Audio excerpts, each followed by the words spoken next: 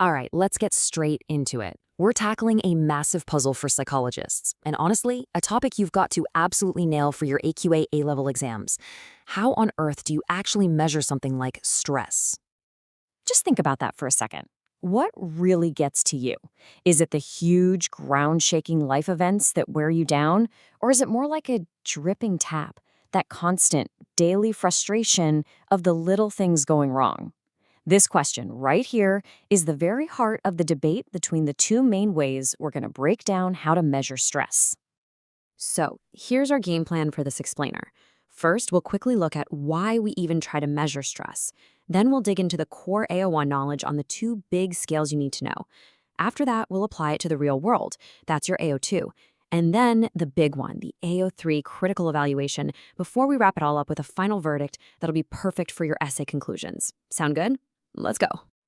Okay, first up, why even bother putting a number on stress? Well, it's pretty simple. Psychologists need a reliable way to measure it, a sort of yardstick, so they can start to see how it connects to things like getting sick, our personality, and how we cope with life. Without that yardstick, it's all just guesswork. Right, let's get into the absolute essentials, your AO1 descriptive stuff. This is the foundation of your knowledge, the who, what, and how of the two main self-report scales you need to know backwards and forwards for the exam. So, first in the ring, we have the heavyweight champion from the 1960s, the Social Readjustment Rating Scale, or SRSS for short. It was cooked up by Holmes and Ray, and its whole mission was to measure the stress that comes from those massive life quakes. You know, the big events that completely turn your life upside down and force you to adapt. And this number, 43, is super important.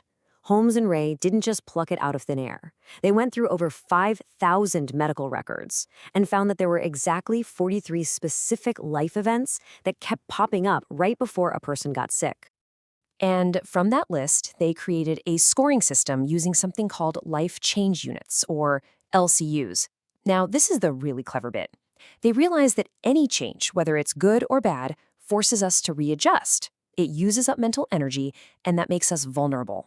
So death of a spouse is at the top, 100 points. But look at marriage. That's a happy thing, right? It's still a pretty hefty 50 LCUs. Their research found that if you scored over 300 points in 1 year, you were at a really high risk of getting seriously ill. But then, a challenger appeared. In 1981, a guy called Connor and his team came along and said, "Hold on, Holmes and Ray, you're looking in completely the wrong place." They argued it's not the big life events that make us sick, it's the daily grind, the constant minor annoyances. And that idea gave birth to the Hassles and Uplifts scale. So, you see the massive shift in focus here. Kanner was convinced that the buildup of daily hassles, things like being stuck in traffic or arguing with someone, was actually a way better predictor of stuff like anxiety and depression than a major life event.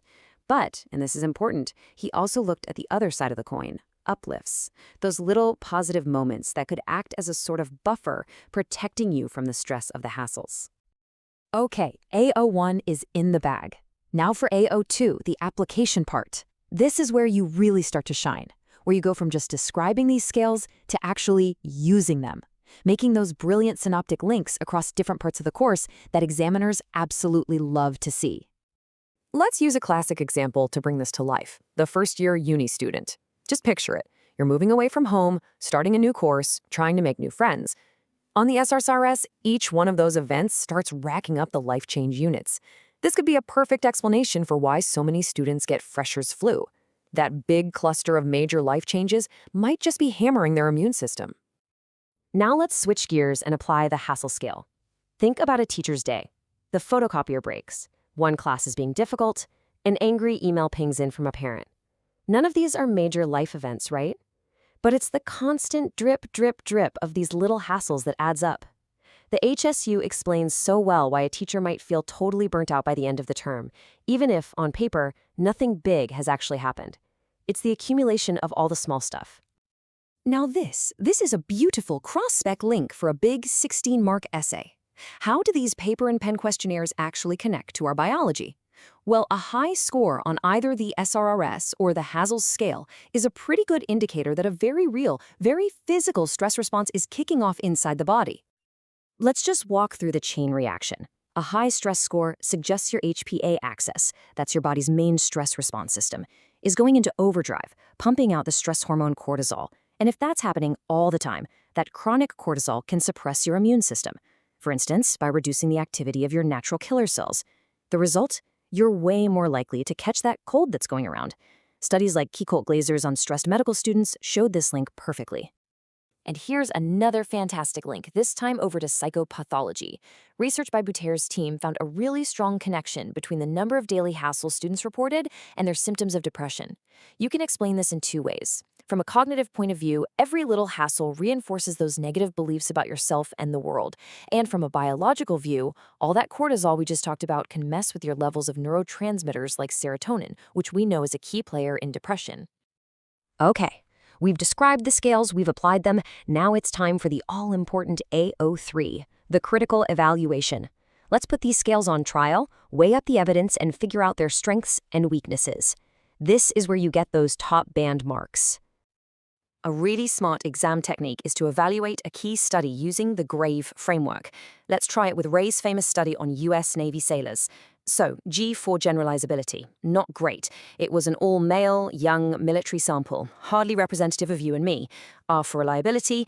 It's a bit shaky because it relies on people accurately remembering stuff from the past. A for applicability. Actually, pretty high. It's really useful for spotting at-risk groups in high-stress jobs. V for validity. Well, it did have good predictive validity, but, and this is a huge but, correlation does not equal causation. And finally, E for ethics. Pretty low risk, no major worries there. See, using a structure like this in an essay is just gold dust. So if we pull back and create a quick scorecard for both scales, here's what it looks like. In the pros column, they do have some power to predict illness. They measure real-life stress, which is great, and they're super easy to use. But in the cons column, boy, there are some big ones. They rely on people's dodgy memories, they totally ignore personal interpretation, and we keep coming back to that pesky problem of correlation versus causation. Let's just unpack those strengths a little. First, the evidence is there. Dozens of studies have found that link between a high score on these scales and poor health. Second, their ecological validity is a massive plus. They're measuring stress as it happens out in the real world, not in some artificial lab setting. And finally, let's be realistic, their practicality is the reason we have so much research to talk about in the first place. They're quick, cheap, and you can hand them out to thousands of people. Buts, and it's a big buts, those limitations are pretty damning. First, our memories are just not reliable. If you're in a bad mood today, you're probably going to remember more bad things from the past. Second, and this is arguably the biggest flaw, especially for the SRS, is that it completely ignores cognitive appraisal. It gives divorce a fixed score of 73 points, but for one person, that's the worst thing that's ever happened. For someone else, it might actually be a relief. The scale has no way of telling the difference. And finally, one last time, say it with me, correlation does not prove causation. Maybe being sick makes you more stressed and more likely to remember negative events, not the other way around. So, after all that, let's bring it all home. What's the final verdict on these scales? What's that powerful, balanced conclusion you can drop into your essay to really impress the examiner? Here's the bottom line. The SRRS and the Hassel scale were game changers. No doubt about it. They helped prove that our life experiences are tied to our physical health, and they kickstarted a whole field of research. But they're blunt instruments. Think of them as crude risk indicators for a large group of people, not as a precise diagnostic tool for one single person. They just lack the nuance. They can't account for how you personally see the world, your coping strategies, or your support network. So, I'm going to leave you with a question to chew on. Knowing all of these flaws, the dodgy memory, the lack of personal appraisal, how would you do it better?